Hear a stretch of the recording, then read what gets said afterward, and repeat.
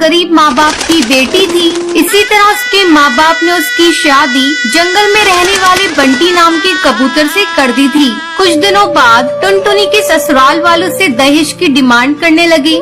देख टुनटुनी, अब तू जाकर अपने मायके से कुछ पैसे लेकर आ, ताकि मेरा बेटा कोई अच्छा बिजनेस कर सके। माँ जी, मेरे माँ बाप तो बहुत गरीब है, कहाँ से वो पैसे देंगे? मैं कुछ नहीं जानती। अगर तुझे इस घर में रहना है तो तू जाकर अपने मायके से पैसे लेकर आ।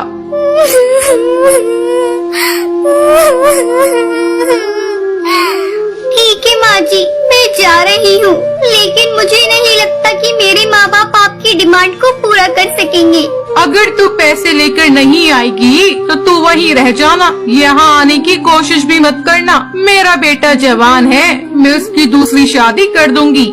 मजबूरी में टुनटुनी अपने मायके जाती है, लेकिन अपने माँ बाप की हालत देखकर वो उनसे कुछ कहती नहीं है। एक दिन टुनटुनी को उल्टी होने लगती है। क्या हुआ बेटा, तुझे उल्टियाँ क्यों हो रही हैं? बेटा मुझे ऐसा लग रहा है जैसे तू माँ बनने वाली है। ये सुनकर टुनटुनी चिंतित हो जाती है और अगले ही दिन अपने ससुराल जाती है। आ बहुआ, ये ले मिठाई खा। तेरी माँ ने पैसे दिए हैं ना, मैं कल ही बंटी का नया बिजनेस शुरू करवा दूंगी।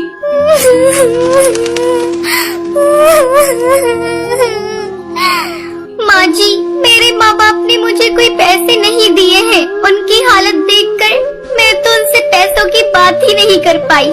तू यहाँ क्यों खड़ी है? चल निकल मेरे घर से। अब मैं अपनी बेटी की दूसरी शादी किसी पैसे वाली चिड़िया के घर में करूँगी। ऐसा कहकर टुनटुनी की सास बबली कबूतरी उसे धक्के मारकर घर से बाहर निकाल देती है। टुनटुनी रोती रोती अपने मायके जाती है और समय आने पर एक नन्ही चिड़िया को जन्म देती है। टुनटुनी दूसरों के घरों में झाड़ू पोछा करके अपनी बच्ची को पालने लगती है। ऐसे ही कई साल गुजर जाते हैं। एक दिन जब टुनटुनी की बेटी भूरी स्कूल से घर आती है। माँ, ये देखो मेरे जूते फट चुके हैं। मेरी सहेलियाँ मेरा मजाक उड़ाती हैं। मुझे नए जूते ला कर दो, तभी मैं स्कूल जाऊंगी। ठीक है बेटा, मैं ला दूंगी, लेकिन 1-2 दिन रुक जा। जैसे ही मुझे महीने के पैसे मिलेंगे, मैं तुझे खरीद कर ला दूंगी। ठीक है माँ, मैं 2 दिनों तक इंतजार कर लूंगी। अगर तुमने मेरे नए जूते नहीं लाए तो फिर मैं स्कूल नहीं जाऊंगी।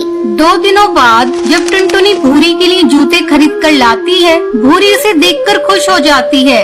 माँ, ये जूते तो बहुत सुंदर है। मैं अभी अपनी सहेली को दिखा कर आती हूँ। इसी तरह समय गुजरने लगता है। भूरी अब बड़ी हो जाती है। टुनटुनी को भूरी की शादी की चिंता सताने लगती है। अब भूरी शादी के लायक हो गई है, मुझे कोई अच्छा चिड़ा देखकर उसकी शादी कर देनी होगी। ऐसे में एक दिन भूरी टुनटुनी के पास आकर उसे बताती है। माँ, मैं नदी पार जंगल में काम करने वाली एक कालू कौवे से प्यार करती हूँ। तुम कहो तो मैं उसे लाकर तुमसे मिलवा दूँ। ठीक है बेटा, तुम्हारी जैसी मर्जी। अगर तू उस कौवे के साथ खुश है तो मैं भी खुश हूँ। भूरी उस कालू कौवे को टुनटुनी से मिलवाती है। जल्दी उन दोनों की शादी की तारीख पक्की हो जाती है। एक दिन भूरी जब अपने बॉयफ्रेंड कालू के साथ घूम रही थी, तभी उसके हवाई मोटर का एक्सीडेंट हो जाता है और इस हादसे में भूरी की आंखों की रोशनी चली जाती है। तब टुनटुनी डॉक्टर से कहती है,